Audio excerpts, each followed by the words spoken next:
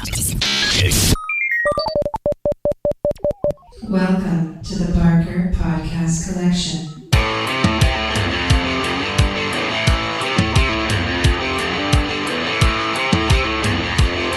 I suck, you suck, I suck at Call of Duty.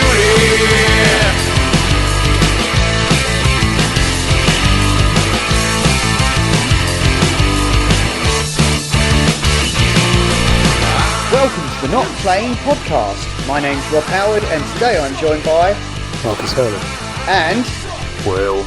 Okay, when last you joined us, dear listener, we had to kind of pause our shenanigans so that Will could finish Far Cry 6 because we didn't want to rush it to play Guardians of the Galaxy, which I'd already started at that point but had literally only played about 45 minutes. So we're going to probably get into that into quite some detail, but before that, I just wanted to ask Will, what did you think of Far Cry 6 in the end?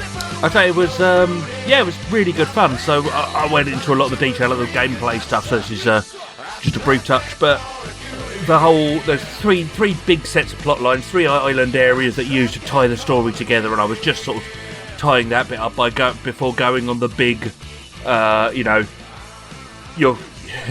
if you select this mission, you won't be able to go and do side missions until you've finished it. Mission comes in, when that warning comes up, you go, right, return. Yeah, absolutely that. And I went for that, and you know what? It was brainless cinematic action movie stuff to the max. It was a real sort of adrenaline ride for the end of the game. I had a thoroughly lovely time. I've now completed it. I went back, I cleared a couple of bases. There's an end game there that doesn't really give you much value unless you're a completionist. And I am done with the main bit of Far Cry 6. There's some interesting DLC where you get to play the best bad guys from the last 3 games, which I will be probably dabbling at some point when they're all out. That looks like fun. But yep, Far Cry 6, done, dusted, thoroughly enjoyed.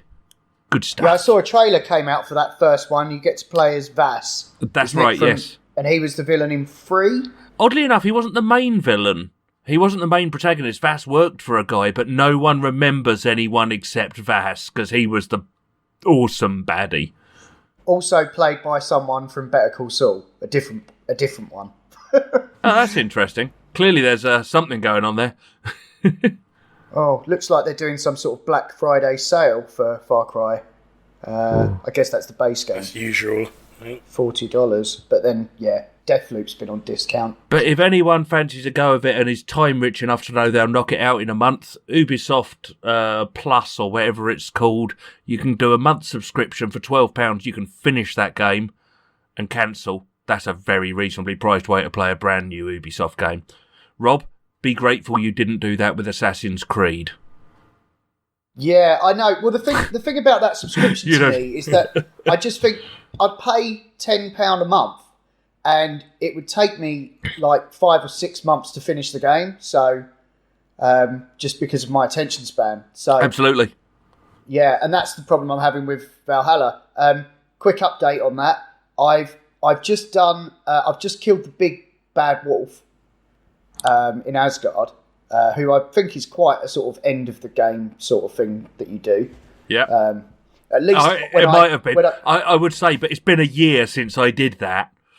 Yeah. But the thing is, like, but they've just done their like Oyster. It's like what's it called? They've just done a Oscoria update, which I think is like their sort of. It's like their autumn festival, translates into wild hunt.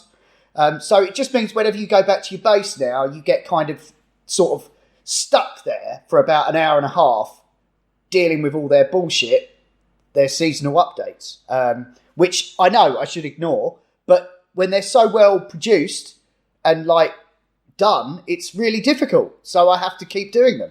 Well, this is really interesting. So I'm wondering if we're actually getting a flavour. I've heard now, it was recently stated that it's going to be the same with Far Cry, but the next Assassin's Creed is going to be more of a game as a service, where you will never finish it. There will be new quests added, and you will keep paying for it somehow. I hate to say it, guys, but I've seen this model before. Yeah. It's Monster Hunter model. Yeah. Yeah.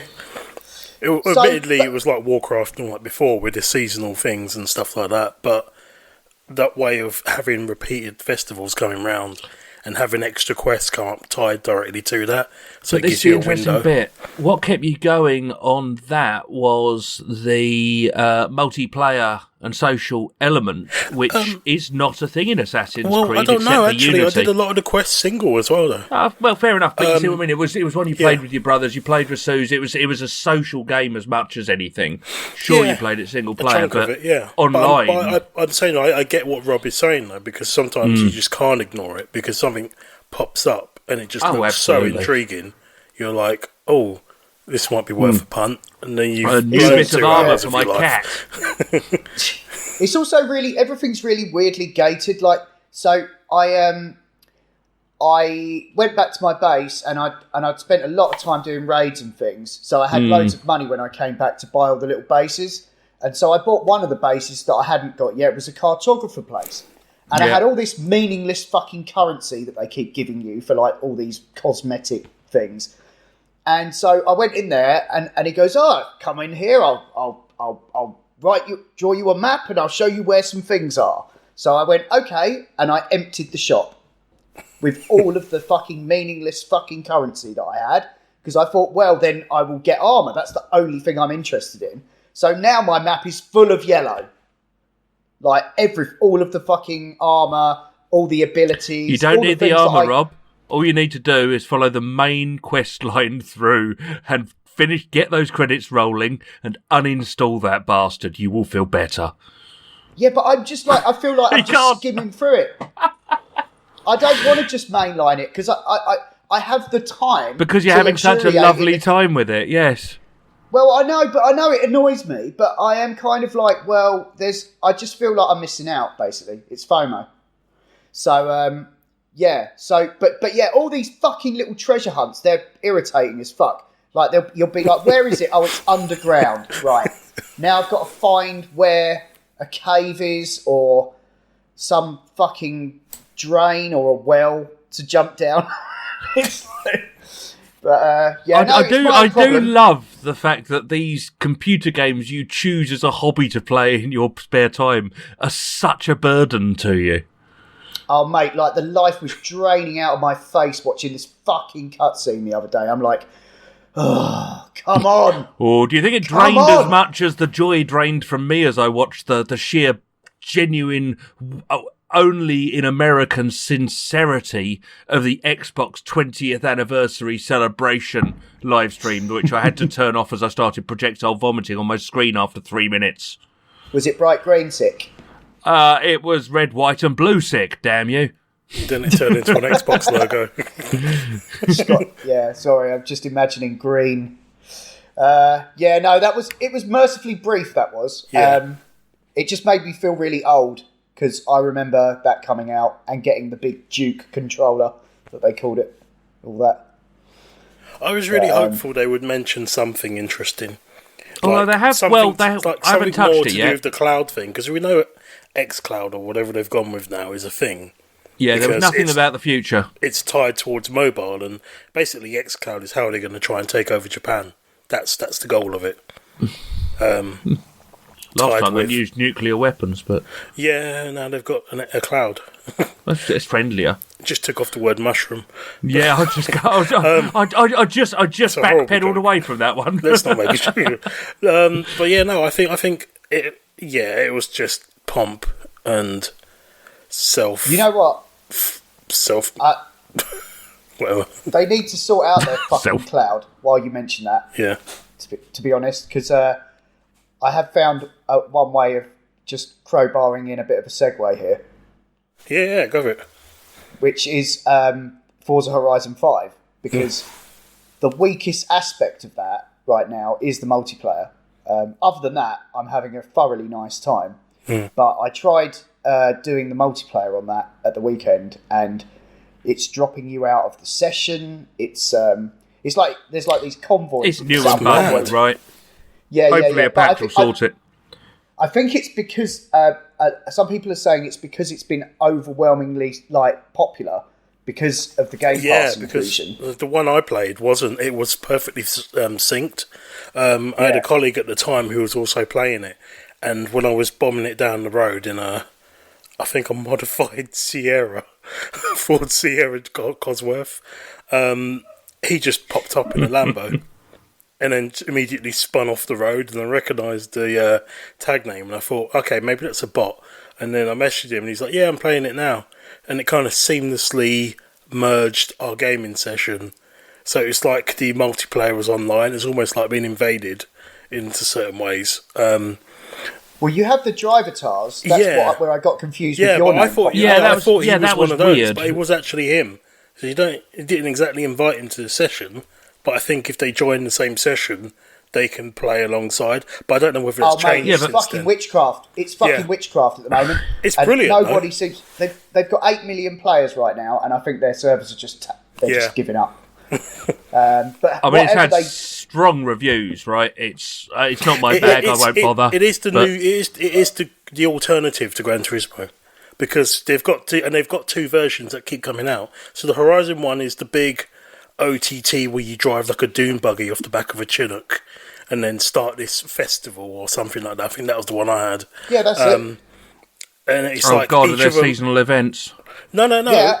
Yeah, they're fucking off. Yeah.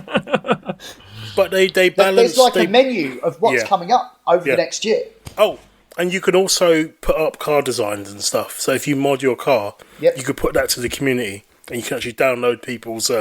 settings and stuff like that for various vehicles. Absolutely. It's bonkers. There are hundreds and hundreds of cars. Don't get me wrong, Will. I don't play driving games. Can you turn the blood animations on? Or no. You can, but the oil everywhere just gets a bit messy. Yeah. You are chained into the car. You cannot leave it. That sounds brutal. And is it a big quest to escape your chains sort of thing? Maybe you're fighting big car bosses. Is this how it works? You can teleport into other cars, or different kinds of cars. Each car... Do you teleport into the driver and see that driver explode in a cloud of gore, like in the Doom? No. There are... each car has its own XP tree, so that you can skill up in different ways. Oh, is there a stealth path? There's some smaller cars and bigger cars. I don't think this is going to be my bag, is it? But the racing is... The thing about it, right, I'm not into racing games, but I have got friends that are. And so the prospect of playing online and racing those friends was actually quite appealing. I have fond memories of putting coins into Outrun back in the day, playing Wipeout on the PlayStation. And that's the game it is. It's not a fucking Gran Turismo. You can tweak stuff, but why would you? Just choose the car it recommends and have fun. There's big jumps. There's big jumps, and there's and it's constantly rewarding you for being shit. It doesn't matter what you do. It's prodding you with a big dopamine stick, going, "This is fun." Do you know why that is? Really fun. Rob, do you know why that is? It's because it's a dual franchise. So you've got the Horizon ones are always the bonkers mental bomb your way through a pseudo English village, Isle of Man TT style, and fly off into the Yorkshire Dales, and oh my god, look at that crash, and rewind, and then hopefully not do it again. And then you've got the other one, the Forza Motorsport, and that's like the ultimate nerdy one, where you're track based. Yeah, fuck that. I'm not interested. That's what I mean. That's what I mean. They've done it really well. They've split the game into two. So if you want to go full, this ball bearing is absolutely wonderful, you can do that, and you can live your life there quite happily as a grease monkey. See, I'm as dismissive of that as Will is this entire conversation. Yeah. So that's what I mean. I mean, like I said, first thing I did, I looked and went, what do I need to do to unlock this Sierra Cosworth? And then I went driving around in the Ford Sierra and then slung it off a mountain.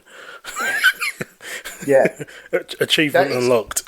The other thing is, it's I kind of have this sort of little thing that I've probably described before, where probably at the time we covered E3 and that, where I've got a really nice bit of computer. I know it's not quite as good as Will's, but I've got a really nice computer. Save me an effort.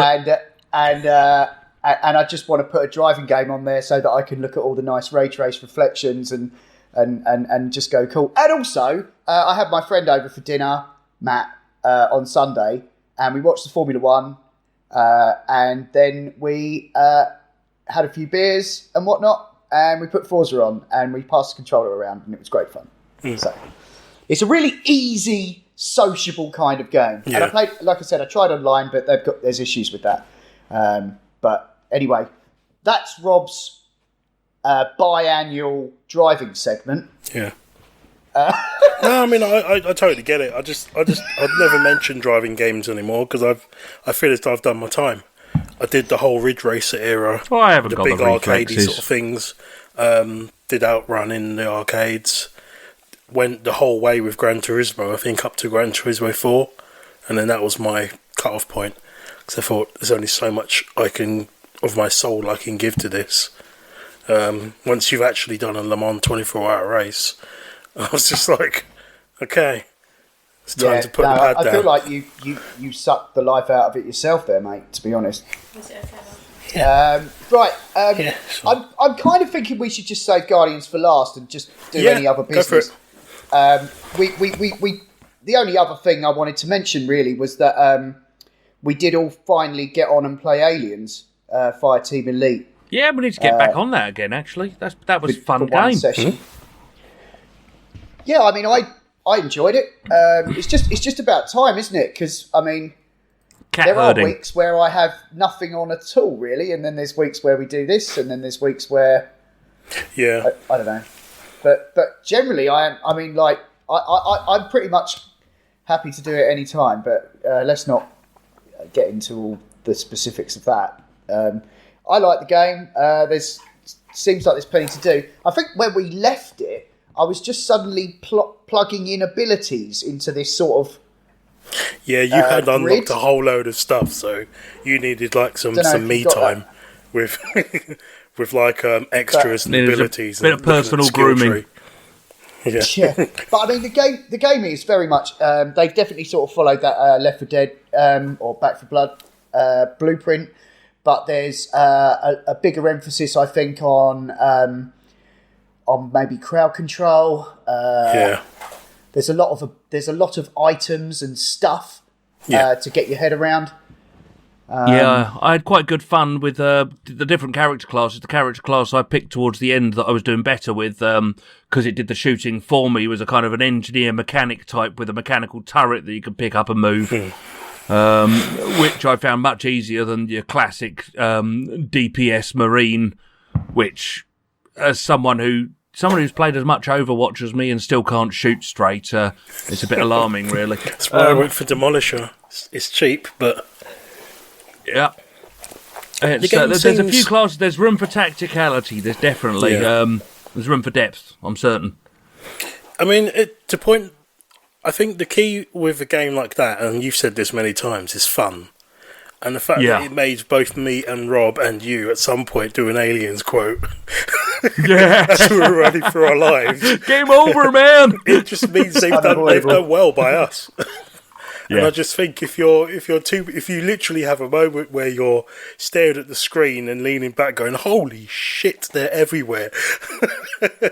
and then you drop an Aliens quote because you're not being ironic or funny, you're just saying it because you almost feel like it's the thing you need to do and it just pulls it out of you.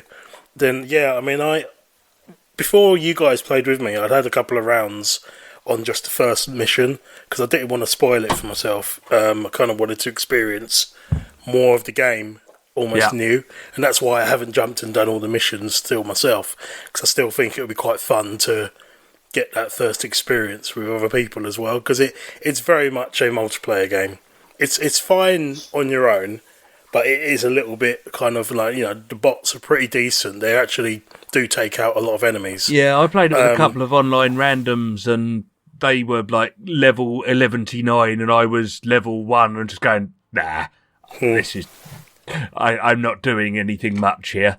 You're never welcome in a game like that. You get kicked halfway through because you haven't got a gun yet. You're too busy just like doing finger guns. Pew, pew, pew.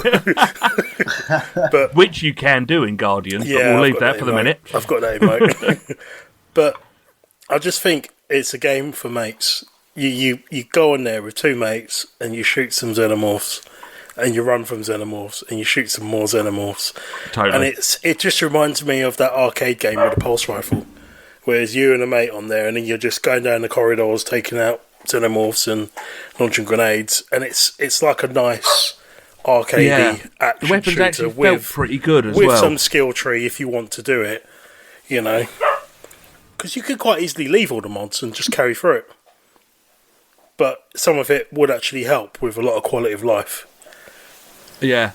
Actually, Doesn't to be feel honest, right I don't for think me, you though. can really go through it without a lot of the mods and stuff. What, Yeah. the mods on the guns and that? Yeah, basically. Yeah. So you get things that change the the number of shots per second on your turret. You got things that'll affect your recoil. You get the various gadgets. You got like get the upgrades, quick to the reload slots, magazines and stuff like that, which are a godsend. But anyway, no, I had fun. I'm up for playing it again whenever we find a chance. Yeah, no, definitely. I think I've got some time this week, maybe this weekend. Let's do it. Yeah. Let's pull the trigger on some aliens. Cool. Yeah, All right, lots of fun. Cool. Okay, should we get to the main event then? Yeah. Okay. All right. Bugs So Nights. Guardians of the Galaxy. I'm about halfway through it. I've done about 10 hours. Will, I think you've done. You're not finished with it yet, are you? Yeah, I'm just ahead of you. Basically, it's the additional RAM in my PC allows me to play it slightly faster. Yeah. Oh, yeah. Obviously, yeah. So Okay. So there's a significant difference in the pacing of your gaming experiences. Also, the rate at which you play games probably means you haven't died yet. I've been pacing myself. I've genuinely been pacing myself because I'm having such a lovely time, and I know that compared to the normal games I play, this is a linear experience that I can't particularly pad out apart from searching down corridors for extra upgrade parts. You're just going chapter by chapter through a story. It's a wonderful story, and I know if I push it too hard, like a good box set, it'll be over before I want it to be. So I'm limiting myself to stick with the box set analogy. Knowing that there's 15 episodes, I'm limiting myself to a couple of episodes a week at a time when I'm not feeling hungover or bad or poorly, at a time when I can give them my attention and enjoy it. And it's a lovely game. Yeah, it's all really high quality, and you don't really want to. There isn't really any opportunity to just run around farming shit, is there? It's not that kind of thing. And also, I've been hoovering up and reading every scrap of lore there is, because this game is written by the guys that did the last two Deus Ex games, and I forget the name of the nice lady who does a lot of the writing on those games. It wasn't Amy Hent. No, she was... No, but I knew her face when I saw some of the publicity and marketing around this game. So I was like, "Oh, it's her." So that immediately made me feel quite hopeful. Yeah. But yeah, and so there's lots of lore in there and stuff I didn't know. I didn't know Guardians of the Galaxy had been going on since the 70s. Like I thought it was a fairly new IP, a new property. That's it. So let me just for those that aren't particularly familiar with how the game works, I'll give a bit of background. So what we've got here is for the same studios that did the recent Tomb Raider games. You can really feel the DNA. I certainly can. Of those Tomb Raider games, although it's more Uncharted on the level of banter. What we've got is a lovely third-person shooter where you're playing and only playing Star-Lord, but you are pretty much throughout the entirety of the game accompanied by the rest of your gang, team, superhero group, whatever he wants to call them. The Gardeners of the Galaxy, as they're often referred to by the World Mind and all sorts of other people. Yeah. And they always get Star-Lord's name wrong. And the same dynamic. I mean, I'm only familiar with them from the films, which I did thoroughly enjoy.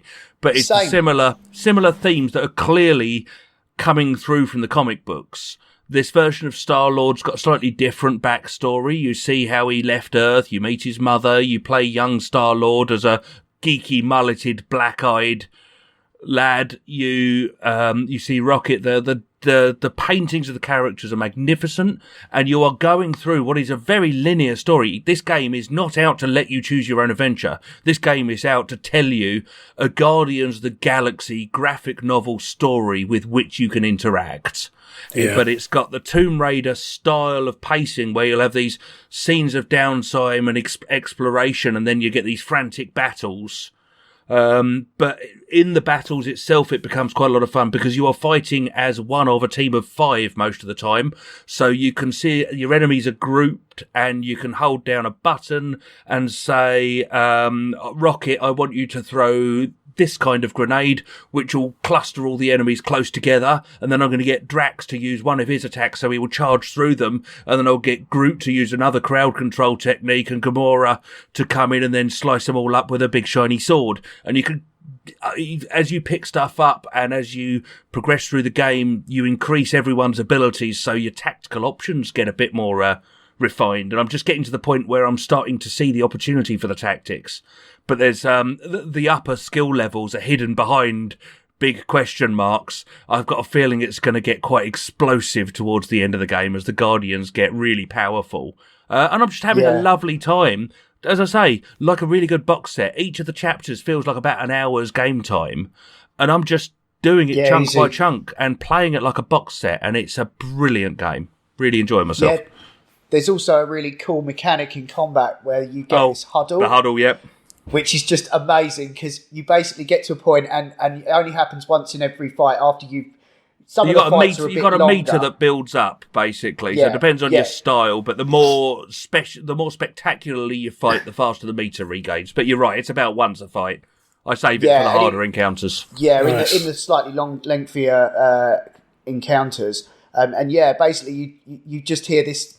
There's this you basically all get into a huddle. You've got all the Guardians looking at you, and there's little quotes on the screen, and they're saying they're too fast, and it changes. I don't know how many different ones there are, but I haven't.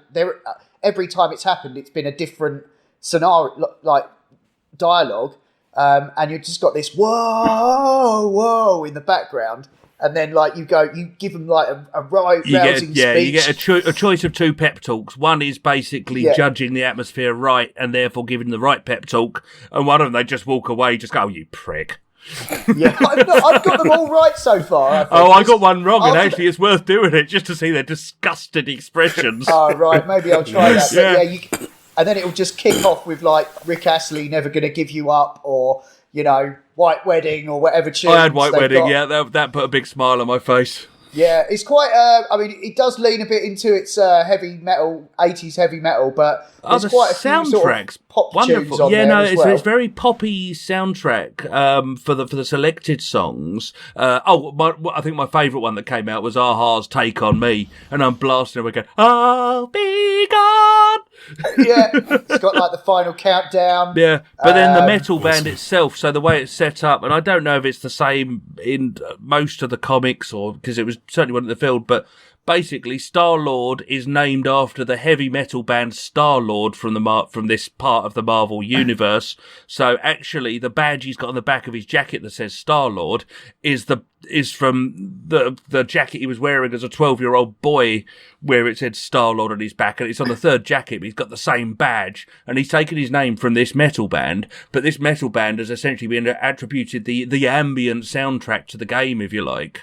So all of the music that's not the ones they bought the licenses to are by this Star-Lord band, and it's all pretty good quality metal. It's lovely. Yeah, that's nice. There's a bit where you're wandering around nowhere at one point, and you just kind of lean on a nowhere balcony. being a sort of a trader's port. Yeah, space on planet. the edge of the galaxy. It's the head of a dead sentinel or something like that, isn't it? It's the head of a being.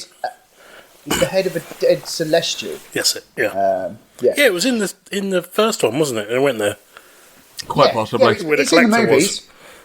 That's correct, yeah. And there's a bit where you just you just press Y on a balcony and he just sort of leans on it, puts his headphones on, and it just plays some music. And I just sat there and was like, "Oh, wicked! I'll go get a beer now." Quite often when you're wandering, similar when you're wandering around the ship, you can just go and stand by your cassette recorder and or CD player, whatever it is, and just it's going to be a cassette player, isn't it? Thinking about it, and just flick between the tracks. And It's brilliant. It's wicked. There's no, as far as I can tell, you're not collecting any tracks. The tracks are all there. The soundtrack is there and ready to go. The only collectibles, there's a few outfits that are really well hidden, and then it's just parts to upgrade your guns, essentially. Yeah, you get different outfits for the different characters. I've only got the Nova one so far. I haven't. I've picked up a few. I probably am exploring a bit harder than you.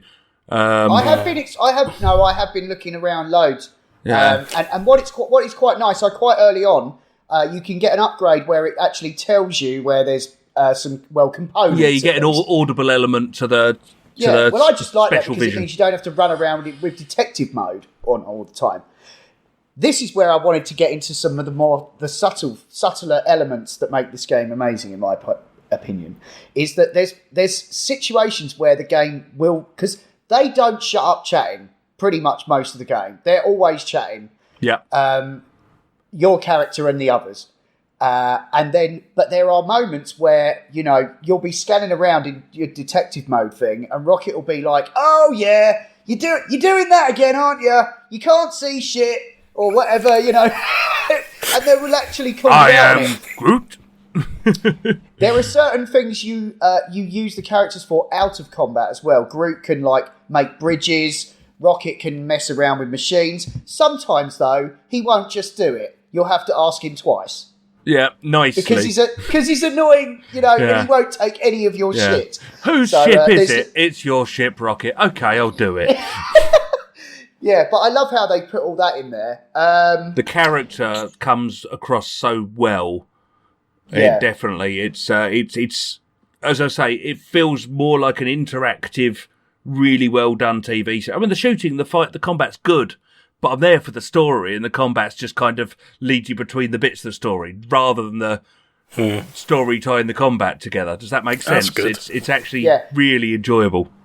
If this had come out as a Sony exclusive by Insomniac, you would not put it past. You wouldn't go, "Oh, well, that's a bit of a weaker game." I think this is. This is the best game Square Enix have put out in a very long time, in my opinion. Yeah, absolutely. Yeah. It's Uncharted Spider-Man level, in my opinion. Yeah, I'll go with that. It's clearly been built in the same engine, the same setup, and there's some hands that I'm recognising from Tomb Raider just by the way some of it's done. But they've taken many of the better gameplay elements from it, except for the lack of tomb puzzles. It genuinely feels like there should be some, if you see what I mean. They nicked the puzzle mechanic out of Watch Dogs.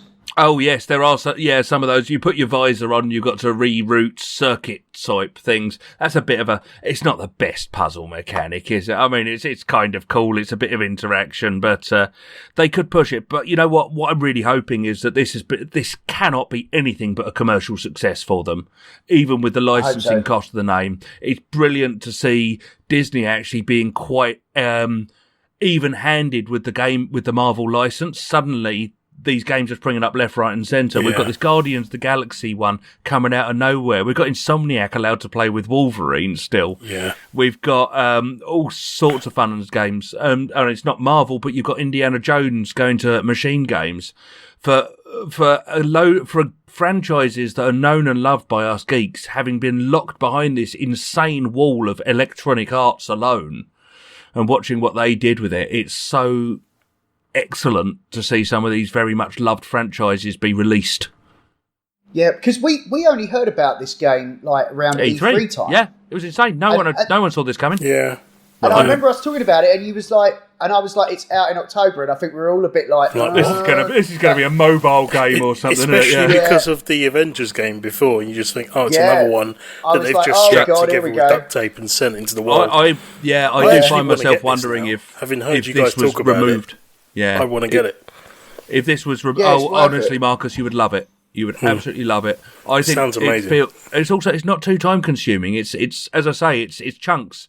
And it's a sort of game you'll sit there with Susan, you'll both enjoy watching it. You might pass the controller over. It's just it's quite an interactive experience.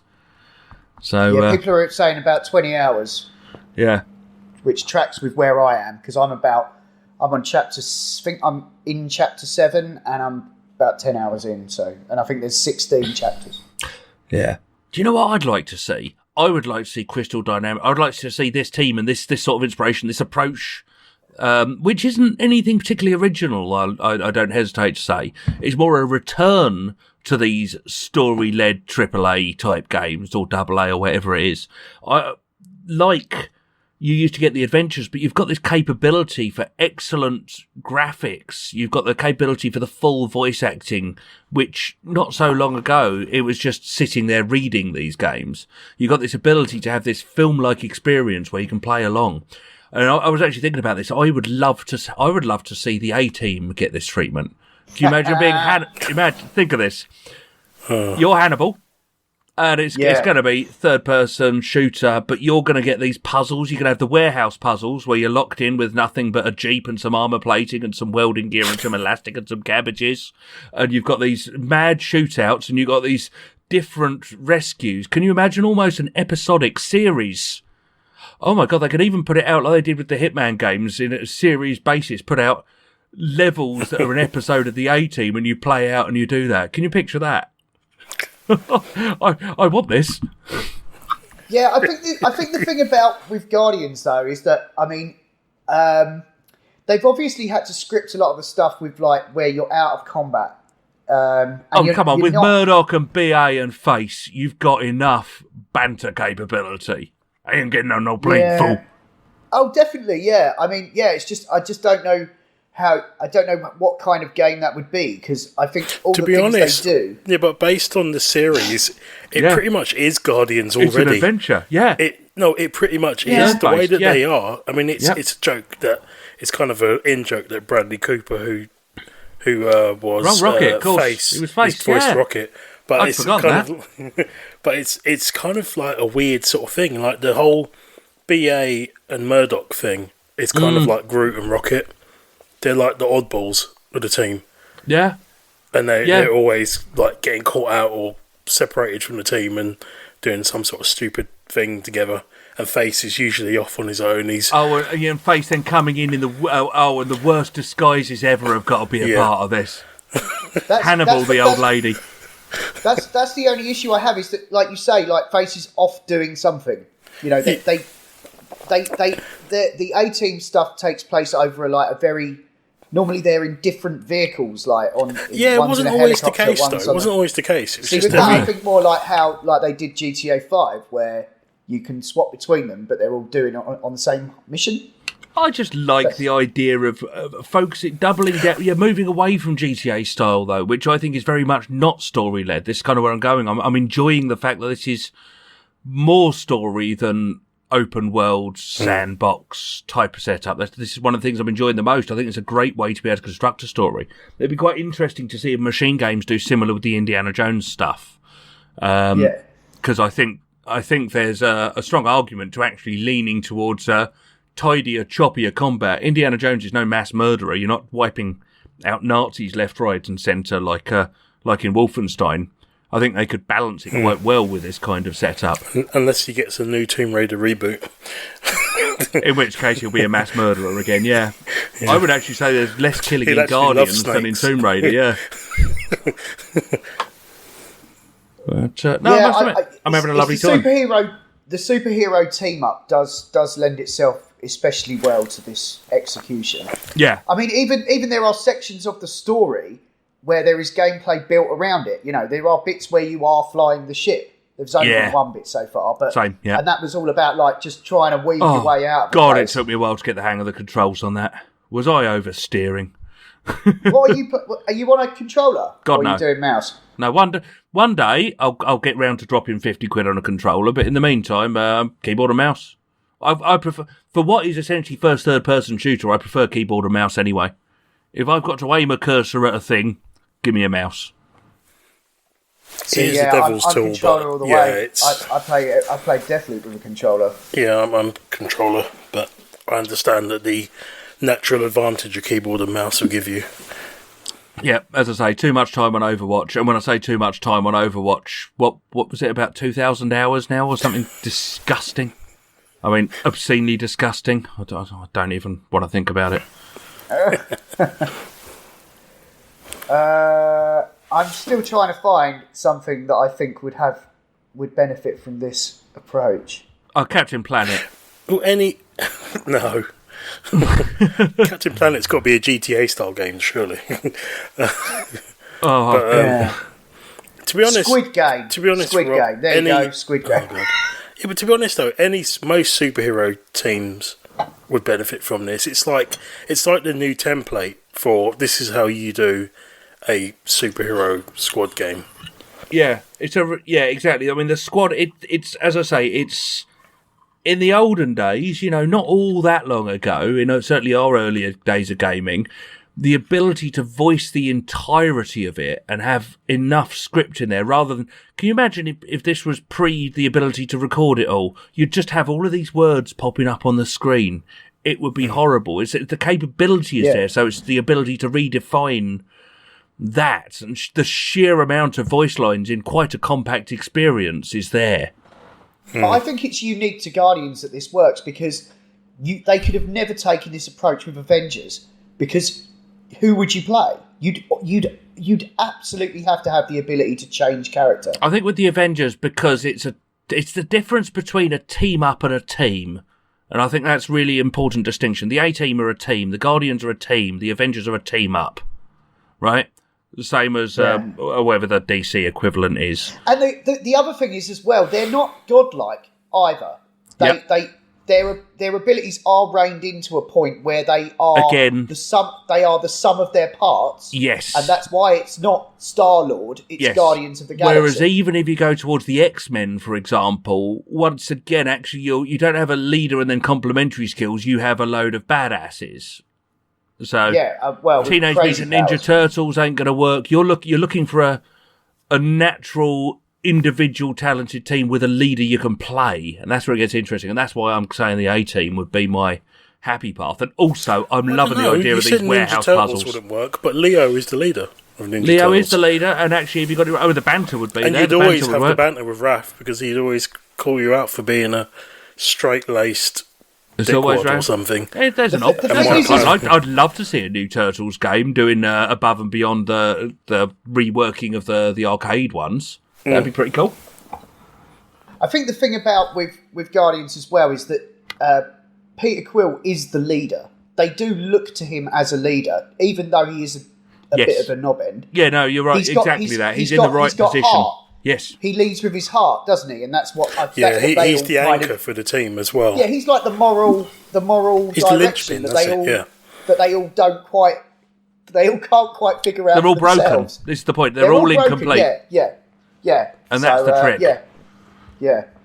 It's really, it just makes me admire the game even more that they really got to the fucking heart of it, literally, Yeah, they've chosen good material, but the execution is superb. I'd be fascinated, but not enough to actually research it, because I'm also lazy to understand whether this is just because they're huge fans or whether they've got people in consulting with Marvel, the writers of the stories. Where they did look at a lot of the comics and stuff, and I bet they're referring, but I'm also wondering if whether this is based on quite often these games are an amalgamation of a few existing comic books, if you see what I mean. There's normally a few famous runs that they go for. Yeah, but I think I get the impression that they've gone through the same process making this game as the guys did making the movie. You know? And that's why they, in certain cases, obviously Groot and Rocket look pretty bang on. They don't have to pay for anyone's likeness. I'm used to Star-Lord now, and I'm used to it not being MCU, Chris Pratt, and all of that stuff. I think Gamora so with and these Drax guys. are fine. They're brilliantly. It's all the acting is all excellent, and they all look. I actually did a quick look and compared it to the comic books, and they're totally on point. They look awesome, and also Cosmo the space. No, I'm not going to spoil that for. If you've read the books, which I hadn't, you'll know who and what Cosmo is. But Guard Captain Cosmo is my absolute favourite thing about the game so far. Worth playing just for the sheer delight. There's lots and lots of good humour in this game. Once again, my prerequisite on any game is it fun? And the answer on this is a resounding yes, right? It's silly, it's entertaining, it's cleverly put together, it's heartwarming, it's a wonderful bloody game, and I get to kill shitloads. And it looks amazing.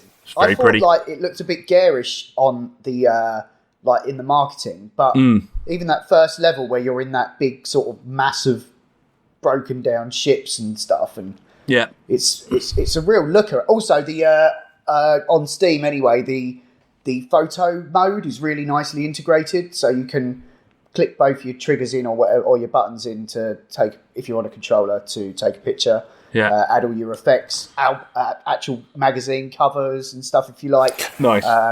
And they all go straight into Steam. So when you quit the game, you can choose to like upload or save down, and it clicks straight into the directory where those images are saved. So you get nice full resolution backgrounds. Actually, another thing I'd like mentioning that needs mentioning actually is this is a brand new out game pretty much. It was a few days out when I got it. Playing on PC, I've not had a single crash or freeze. The only bug I have observed was not game breaking the slightest. It's when we were on nowhere and this little android was driving towards us and it got in Drax's path and Drax suddenly started flying and then it fixed itself. Oh. I've not encountered like a single bug of any meaning, which compared to a lot of games, Far Cry included, which certainly had enough, oh Christ, I've been playing for half an hour, I need my restart, or Deathloop was a bit buggy. This game, to me, has been exceptionally unmarred by any performance issues, defects, bugs, anything that I've observed. That's actually worthy of mention. Yeah, I've only had... I had a bit of slowdown at the end of the first level when things started getting a bit like crazy graphics-wise. Yeah, my PC was all right with that. Yeah, but I'm running at 4K, so... Yeah, I'm running at 4K, but I turned off the posh light thing that you like that I can't see. Yeah, I can't see it. I've realised I can't see it. I've realised this. I turn ray tracing on, and the visible impact is my game slows down. Basically, I'll take the frames per second over the thing I can't actually perceive. Yeah, I'm sure there's moments, but I'm sure in a driving game it looks incredible with all the glass reflections and stuff. It looks beautiful. It's as pretty as any game I've played. Yeah, I mean it runs. I get 4K 60 for pretty much the whole thing. So yeah. The only other issue I had that was a bit weird was I had to do the option to load the controller config in from Steam, because the game default one was like the A and B were backwards, like Switch style. Yeah. But again, keyboard's fine. Yeah. Have you tried it with a Keyboard's PlayStation fine. controller? It'd be quite interesting. So I haven't considered that because it's only the Xbox stuff. Yes, you need an Xbox controller. It's not friendly to a PlayStation controller. But actually, most Steam games I'm finding work with a PlayStation controller as well. It was weird actually. Deathloop, they did an update to include support for the PS5 controller. Oh, they did. So I went, okay, the haptic feedback. That. Yeah. Oh yeah, it'd be great if it fucking worked. Yeah. It doesn't. But it does. Steam does generally recognise it as long as you've got a Bluetooth adapter in the motherboard on the computer. Yeah. Or a USB one, like me. I did play a bit of Guardians with the PS4, with the PS5 controller. Yeah. And it worked fine. Fair enough then. But I generally just use whichever one's hanging about. Yeah, the one that's closest without having to get up. Yeah. And Fine. quite honestly, because if I'm playing on my PC, I have to get my keyboard out anyway from my funky coffee table thing. And I might as well reach for the controller sometimes at the same time. Anyway, any other thoughts on Guardians or anything else before we call it a night? I know it's a short one, but we did only record a few weeks ago. And we will be recording before Christmas, I think, is the plan, with our games of the year and all that sort of nonsense. Spoiler, I've only played about 3 games this year, so 2 of them are probably going to be Far Cry and Guardians. Shall I put together a quiz for the next episode? Who doesn't love a good quiz? I won't say no to a quiz. I do like a quiz. Why not? Let's do it. I've played quite a lot of games this year, and most of them have been in the second. Most of the ones that are worthy of inclusion have been in the second half. It did not take a while to get going. It was the same last year. I'm just hoping next year. It's been a couple of years of games drought for obvious reasons, and that's fine. But there's been some bangers. I really does, because there's been a few delays. Actually, I was going to mention that Marvel game's been delayed. Something Suns.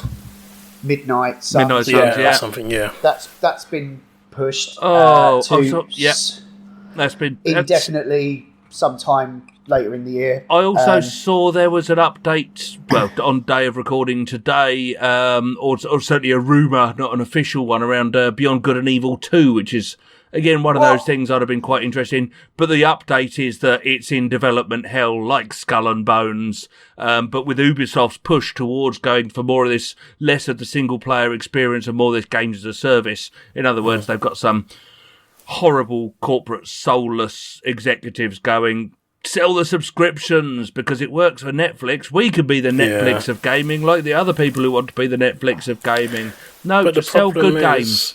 They don't know what they're doing with it. What are they going to have to show by the time it gets to E3 next year? A bad ledger. More Ghost Recon, more fucking Rainbow Six. Is that all they're going to make? And Infinite Assassin's Creed. Well, Assassin's Creed Infinity is due next year. Why those games are coming out is because they're the games that can't be kind of fucked with that much. So the programmers and the teams involved are almost like, we're safe. We're safe. Yeah, it's just cranking out skins and we more can get on and do some meaningful work compared to having our project reshelved and turned around every 5 years. God knows, well, but yeah. All that's coming out next year that I can see really is Horizon Forbidden West, which I'll probably play for fun. Have we got a year on God of War? Elden Ring, which I'll play. I want to play Elden Ring. Because I feel like a chump. Incredible. I've it seen does look incredible. I signed up for the beta for that. I didn't actually get in. Oh, man. I watched a couple of videos on it, though, because I wanted to see how it played. Yeah, I know Rob was joking about the jumping thing, but jumping attacks in that are quite overpowered, and most people, because you don't think of jumping in the Dark Souls games, you don't really do it, but they can shield crush with jumping attacks. It's pretty cool. There was one thing... Sorry, yeah, go on. It's just the way the horses seem to be able to jump off anything. It's not a real horse. It's a spirit steed kind of arrangement. You summon it and it appears under you. It looks that's fine then. That's suspended its life, dude. But there was one bit I saw, and I was just thinking, how many more bits are there like that? There was a bit I saw where someone went, they were exploring something, and someone went, don't go to this lake, because there's only fire and death there. And there's a great dragon that lives there. Well, I'm totally going to the lake then. Well, so the person went down to the lake and went, ooh, there's like a bonfire. What's going on over there? And didn't notice this dragon up in the sky in the background that just sort of appeared into shot, started circling round, and then actually swooped down and seamlessly into... Killed and then him. you're instantly fighting this dragon. To which his reply was, it does look cool. God, the dragon combat stuff looked wicked. I must admit, very hard and evil. If you look at another recent release that the reviews are just out on, which is Skyrim Eternal Never Fucking Gonna Give You Up, Never Gonna Let You Down edition. Rickroll edition. Yeah, exactly that. It's the reviews on that are very much, there's nothing new to see here. Skyrim on PS5, the highlight is it's like Skyrim on the PS3, except it's got the high definition texture pack and the loading times as you go in and out of buildings are basically gone.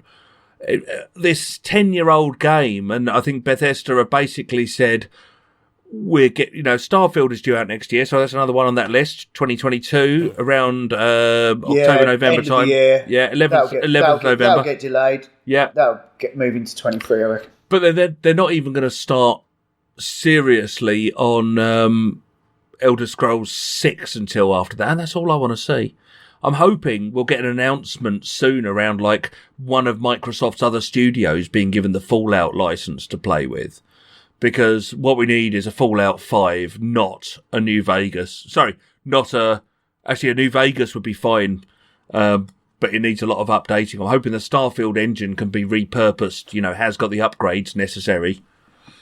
But I want to see those licenses used, I really do. Who do Microsoft own now? All of them. So they've got I'm obviously trying got to figure out who's Bethesda. going to do Fallout then. Well, Obsidian would be the absolute one, except that they're doing Avowed, and therefore are already doing the Elder Scrolls. But Elder Scrolls, oh my God, you're buying Bethesda and you've just bought us, is the subtitle. Or the They've work in also progress. They've also got their space one, haven't they? Outer Worlds. Outer Worlds 2, yeah. So I mean, so they've got two announced. So they've got Avowed and Outer Worlds. I think Avowed we'll see first. But oh God, sorry, I don't know where we even got on this. It's just that I just want to see this sort of game. My first person fantasy Skyrim, Elden Ring, I don't think is going to actually scratch that itch for me. No, but I'm no. desperate I think for you'll it to get do annoyed. that. You'll be like, it's too hard. Fuck this. And I might probably will on an too. open world one. Quite often I'm okay on the too hard because quite often you can go and grind on this and you can explore that and you a can little build it bit up. Tsushima like, from what I can tell. It's like Which, it's like to be Dark fair, Souls I did 3. complete on hard. It seems a bit Dark Souls 3 based as a base, and then you take almost like guest star creatures and stuff from various ones in the series. Because I've heard people talking about crabs. I've not played many of them, but these giant oversized crabs from something was on the beach. Yeah. But then it's kind of changed up, and I don't really know what the storyline is because all of this is a unique story based for this, whatever it is. The other thing for me is like last Souls game I played was quite a long time ago, and other games I've played since, Tsushima is an excellent example. So the Assassin's Creed games, I play them on the higher difficulties. The point is, they've got that parry mechanic. They've got the hot, fast attack, the low attack. They've often got the stamina bar. I've gotten more used to that style of play, and I do wonder if I'm when then... you crank it up, it almost becomes Souls-like. Yeah. I haven't finished Tsushima. I need to go back and finish that. Oh, it's a delight, yeah. Yeah, I know. I just realised as Although I said that, you've lost your muscle memory now. I've lost my mind. But What about What a Fallout game by Arcane? Ooh. I would absolutely yum that one down. The only thing is, it probably wouldn't be massively open world, would it? It would be lots of very intricately designed levels. Maybe. Oh, you know maybe what? They'd have to. But that's a really interesting idea. So it doesn't need to be a Bethesda Softworks Fallout game, but to basically give the Fallout universe to Arcane and say, here, play with that. Yeah. That would be unbelievably cool. So kind of, they did it with Fallout Tactics and Fallout this and that. There were Fallout spin-offs. Maybe it's actually time for a Fallout spin-off because I love that universe. But to take Arcane, strip out the RPG elements and put a kind of a stealth Fallout game in there, that could be super fun. Well, that's the thing that Fallout's always been a bit clunky with its gameplay, hasn't it? And more about like the world. It's this fantastic fantasy world, yeah. But Arcane are good at world building and they're good with their mechanics. So, but I think they'd still have to create something more expansive. Maybe they'd have to team up with another studio. Yeah, but you see what Arcane could even do. I mean, you look at the vaults you get in Fallout, and they're tiny, really. These vaults really should be massive underground cities. If you can imagine just picking a thing out of my head, for example, just this kind of a game where you're travelling between the different vaults to do a thing, and they could build out entire vaults. Each vault is going to have these same underlying principles, but then its own vault stories or something like that. That would be an option. I would love to see that. Yeah, sorry, I literally brought up the list of studios owned by Microsoft and was like, They have got quite a few decent ones here now. I mean, Arcane and Machine Games, they're already Bethesda, aren't they? So they own them through them. Absolutely. But they are their own entities still, I think. Yeah, an ID as well. You know, if you're going down on the pure Doom. I mean, Machine Games and ID, I'm seeing them as quite interchangeable. Have Microsoft bought Avalanche? I can't recall. Or were they under the Bethesda fold? Or no, I think they just worked with whoever it was. They worked with Bethesda on Rage, or id and Avalanche worked together. Yeah, so they're not. You could give them Fallout. Avalanche could do Fallout. They've done Mad Max. They've done Rage. They like their post-apocalyptic. They've got their chops there again. Yeah, that'd be kind of fun. I think it's... Yeah. I like Fallout. I do, because it's quite a unique world. It's its own...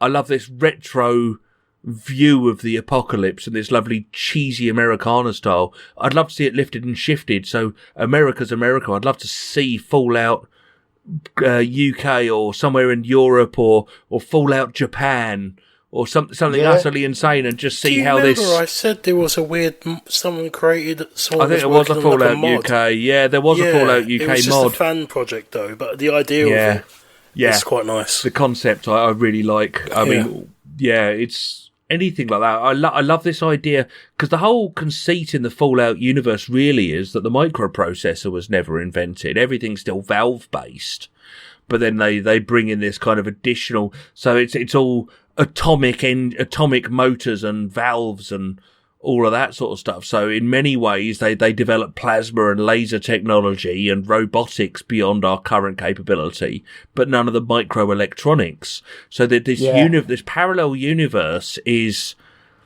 full of interesting opportunities, and then has this delicious silliness to it as well, in a real 1950s kitsch kind of vibe, but then pushed hundreds of years into the future following an apocalypse as well. It's a really enjoyable conceit to me, and I would love to see more of that. I really would.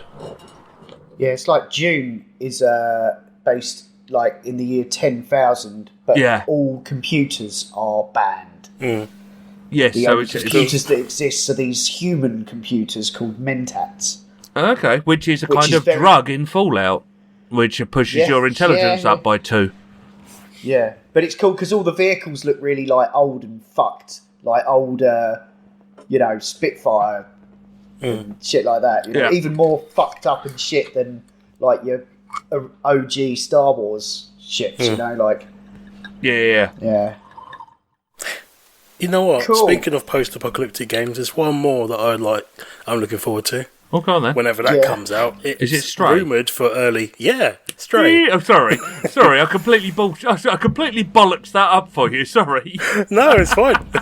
But yes, there was some news on it, wasn't there? Sorry. I saw the smile on your face, Marcus. You bury the lead. It's not like, that post-apocalyptic game. No, it's the one with the cat. Yes. I didn't know it was post-apocalyptic. It's I believe, Rob, it's the post-apocalyptic game with the cat. There's this feature on Red Dwarf on Five Live film program at the moment where it's called WTF, and people write in with like describing a film that they watched years ago and asking him if they can remember what it's called. And it's like some people write in and it's like, oh yeah, that's like The Birds or something, like you forgot to mention the birds in it, you know. I think I know how I'm going to do next episode's games quiz. Oh right, okay. I've oh dear, me and my big mouth. Badly described games. You've doomed us all. That's actually a good shout. If you get to name the cat, I'm so going to call it Danny John Drills. Wait, Dibley! Frankenstein. Yeah. Sorry. Yeah, what was the other one from Avengers? Flurkin or something like that. Straight just says 2021, but it was on the front cover. It's got a year, Edge magazine. That was it. Yeah. I knew it had appeared somewhere recently, but I couldn't remember actually if there was any information on it or a new preview or anything. I've not actually watched or read anything. I just know it's still not a thing. Yeah. There's no real date attached to it. PlayStations. Okay, not on Xbox. Interesting. Oh, it was down on. But it's interesting. So clearly, Sony bought the console exclusivity. It'll be fascinating to see where that one goes. It's a lovely idea. If they don't bloat it and make it nasty, I'm just curious to know more about it. Like the initial concept was enough for me to be intrigued and want to play it. Yeah, but I just hope there's enough of a game there, not just It's Annapurna who have put out lots of great games, including The Artful Escape, which I enjoyed earlier. Okay. Nice. But they also did 12 minutes, which wasn't as amazing. All right then, have we got anything more to discuss, or shall we call it time? I think we should call it. Nothing from me. Okay. Right, guys, give me a All cuddle. then. Until next time. Yeah. See you guys. Thanks for listening to the Not Playing Podcast, part of the Not Listening Podcast Network, where you can also find the Not Watching Podcast, where we talk about movies and TV, and the Not Listening Podcast, where you can hear Adam and Co talk about all kinds of nonsensical nonsense.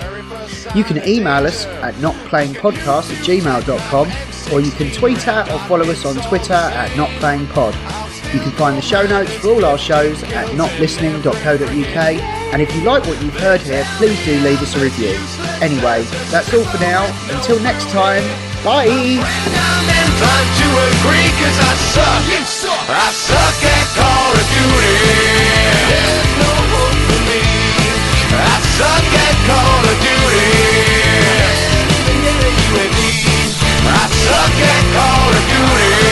There's no hope for me. I suck at Call of Duty.